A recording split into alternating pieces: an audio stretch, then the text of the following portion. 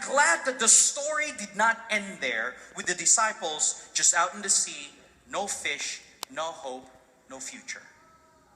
No. The story goes on to show that our God is an awesome God. Our God is a powerful God. Our God reigns. Our God is alive. Our God saves. Our God cares. Our God is coming again to take you home, and the return ticket has your name. Amen. He is coming for you. He is coming specifically for you because He knows that in this world, it's not worth it. But in that kingdom, it's all worth it. And so I repeat the call that He had for His disciples, knowing that the days ahead are going to be challenging, in saying, follow God. Whatever it is in your life, follow Jesus. And so early that morning, after all hope was gone and no fish getting caught, Jesus stood on the shore. Amen? Amen. He's standing at the shore. Although the disciples did not realize it was Jesus, He stood on the shore and He called out to them saying, friends. Friends. I love that. The King of Kings who created us.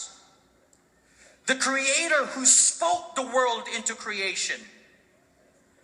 The guy who could just have called 10,000 angels to destroy this world comes at the shore and calls your name and says, friend. That is the kind of God we have. Amen. That is the kind of God who calls our name. I am so glad He called us friends. And you know, He's funny sometimes. He says to the disciples who have been out all night, already really heavy burden and no catch of fish at all. He says, hey friends, did you catch any fish? Come on.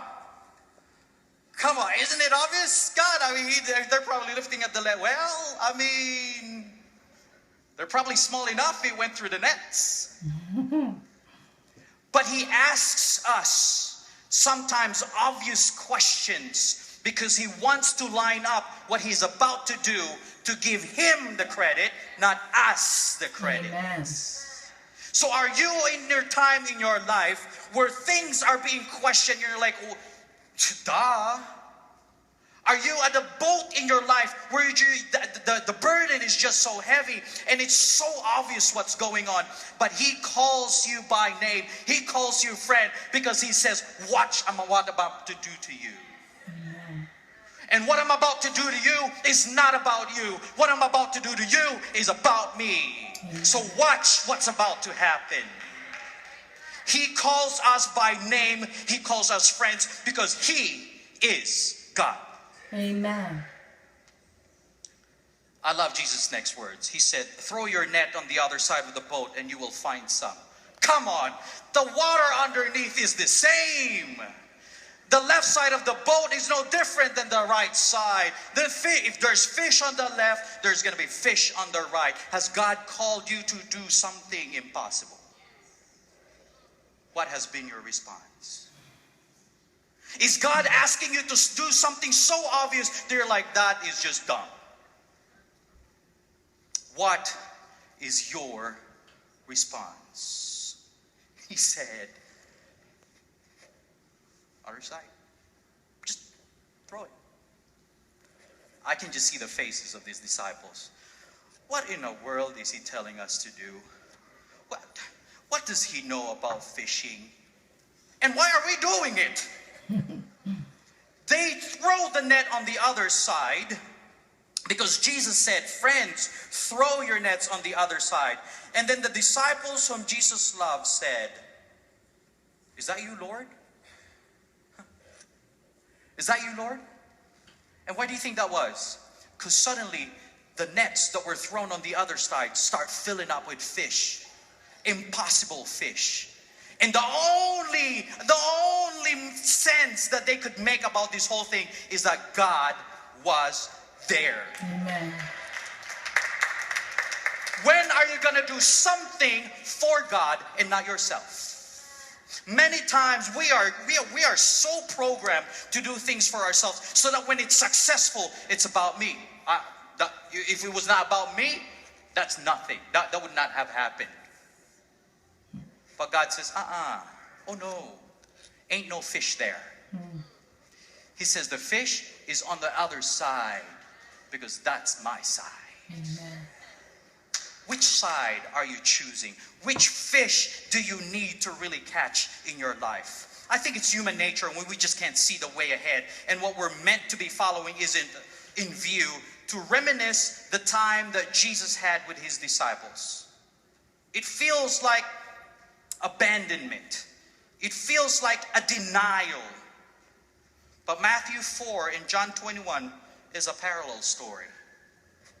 It keeps bringing back from time and time again. It involves the same disciples. It happens around the same body of water, Sea of Galilee, which, by the way, is not a sea. It is a lake. In the waters that surround you, does it feel like an ocean?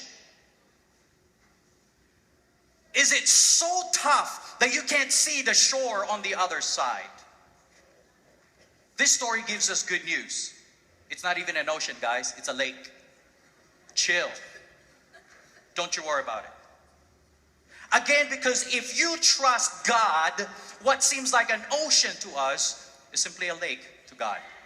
You're right. It's probably even a cup of water. But when we trust Him, what seems impossible is possible with God. That's our kind of God.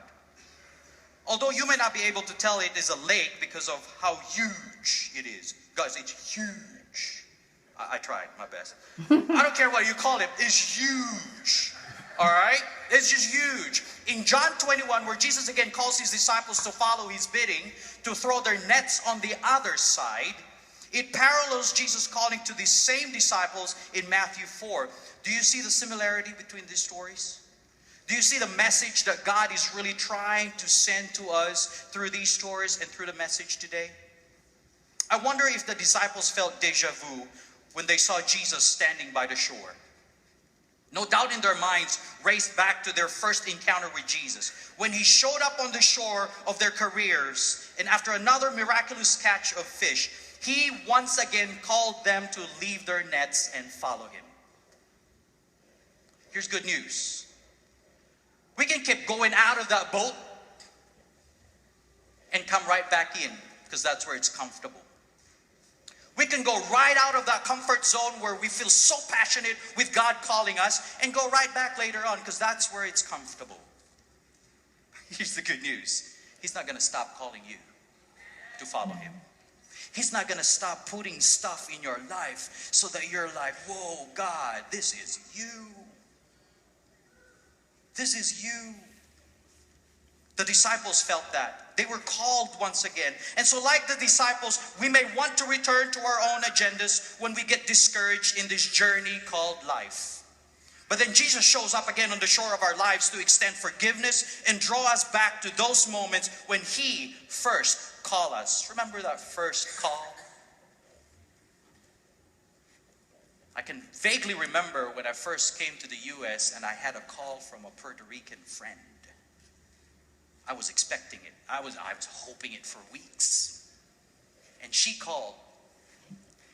And she like, hola. I'm like, hey, how's it going? And I forgot everything else.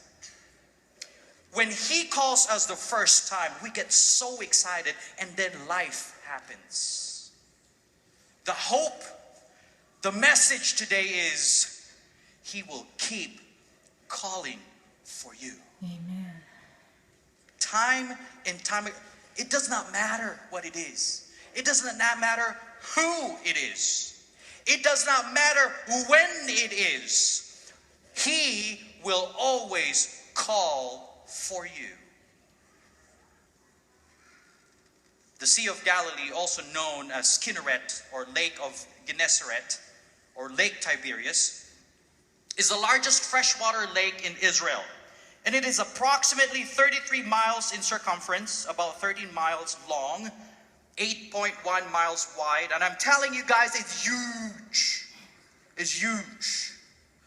The lake has a total area of about 64.4 square miles at its fullest and a maximum depth of approximately 141 feet.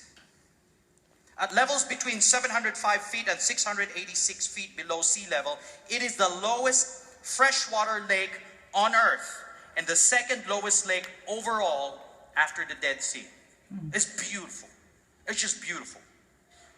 I've had the rare opportunity of going on a trip with Maestro Arujo not too long ago.